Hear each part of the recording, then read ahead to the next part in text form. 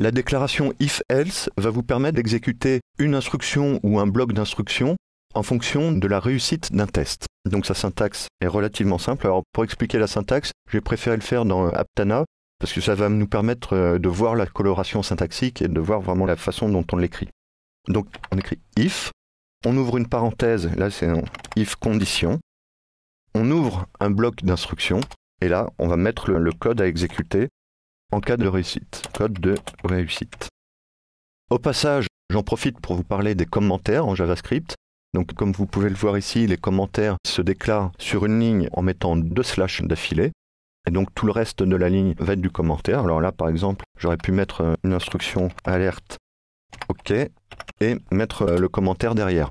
Donc, mais à partir des 2 slash, tout le reste de la ligne sera considéré comme du commentaire.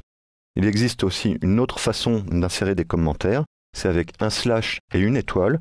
Et en fait, vous pouvez faire des commentaires sur plusieurs lignes qui vont vous permettre d'avoir des commentaires vraiment plus importants et plus détaillés.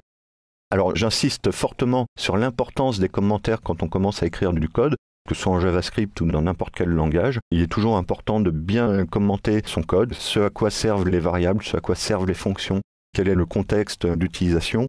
L'importance, ça va être quand vous aurez à maintenir votre code ou à le faire maintenir par quelqu'un d'autre. Ça permet d'en avoir une compréhension facilitée de ce code, même après plusieurs jours, plusieurs semaines, voire plusieurs mois, où on n'y a pas touché, on peut revenir facilement dans le code et se remettre dans le contexte dans lequel on l'a écrit. Donc c'est très important à la fois de faire du code, de mettre des commentaires, et aussi au fur et à mesure qu'on modifie ces fonctions, de mettre à jour ces portions de commentaires. Il n'y a rien de pire qu'un code qui a évolué sans que les commentaires ne suivent, et donc que les commentaires ne correspondent pas à la réalité du code.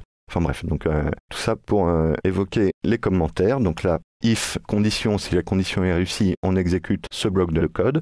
Else, donc si la condition n'est pas réussie, on va exécuter le code que j'ai appelé le code d'échec. Donc la syntaxe est relativement simple, elle sera familière à tous ceux qui ont déjà une petite expérience en programmation, puisqu'elle se retrouve dans de nombreux langages de programmation, en particulier en C, puisque le JavaScript dérive en quelque sorte du C au niveau de la syntaxe. Et donc, malgré tout, quelques petites précisions au niveau de la condition. La condition, donc, ça va reprendre ce dont on avait parlé sur les opérateurs logiques. La condition va être en fait une expression qui va devoir avoir un équivalent booléen, true ou false, et en fonction de cet équivalent booléen, on va rentrer ou non dans le if ou dans le else. Alors, on a vu que quasiment toute expression en JavaScript avait un équivalent booléen, donc ça veut dire que condition va pouvoir regrouper un nombre de possibilités d'entrée très important. Ça va aussi générer des possibilités de confusion. Je vais essayer de bien m'attarder sur les erreurs que l'on peut souvent rencontrer au niveau de la condition, parce que ça peut être parfois très très piégeux. Autre remarque, en JavaScript, il n'existe pas de notion de else if. Là vous voyez, le else if, il fait perdre la coloration syntaxique, c'est un mot-clé qui n'existe pas. En revanche, il est possible de boucler des conditions, donc else, if, par exemple, condition 2, là, autre code, donc là ce sera plus d'échec, mais code 2 par exemple, et revenir ici sur un autre else. Alors cette syntaxe est correcte, même si vous voyez qu'elle génère non pas des erreurs, mais des messages d'information qui me disent « Ah, ce que tu as écrit n'est pas tout à fait correct ».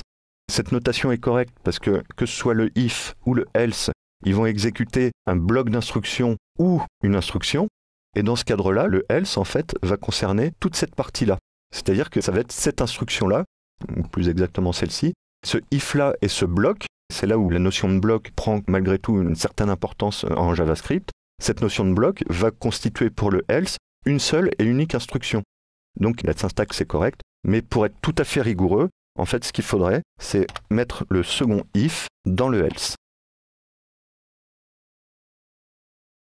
Donc voilà, ça ce serait la syntaxe vraiment rigoureuse, mais si on ne met pas ici l'accolade ouvrante et fermante, le code est quand même valide.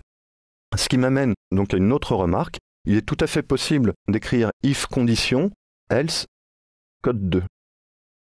Puisqu'on a vu que le if ou le else vont exécuter soit une instruction, soit un groupe d'instructions, si le code à exécuter en cas de réussite ou d'échec correspond à une seule instruction, il est possible de se passer des accolades. Alors ça fait partie des permissivités du langage. Par exemple, alerte OK si la condition est remplie, else, alerte, KO. Donc un exemple classique de if-else. Donc cette syntaxe est correcte, mais elle peut amener à des confusions. Par exemple, encore une fois, si je reviens sur mon code plusieurs semaines plus tard, ou si quelqu'un d'autre d'un peu moins expérimenté veut mettre à jour mon code, il va dire finalement, dans mon if, j'aimerais bien avoir une autre instruction, donc j'aimerais bien avoir, par exemple, une deuxième boîte d'alerte qui marque que vous avez réussi. Alerte. Et là, donc, on se rend compte que la condition du if, les instructions du if, c'est plus une seule instruction, ce sont deux instructions. Et comme on a oublié les accolades, uniquement celle-ci sera prise en compte et celle-ci sera systématiquement exécutée même si la condition n'est pas remplie. Donc c'est pour ça qu'il est toujours très important de mettre les accolades, ce qui permet de ne pas avoir ce genre de désagrément. Voilà. Alors pour le reste de cette présentation, on va revenir sur notre page de test et on va faire quelques exemples sur ce if et ce if-else.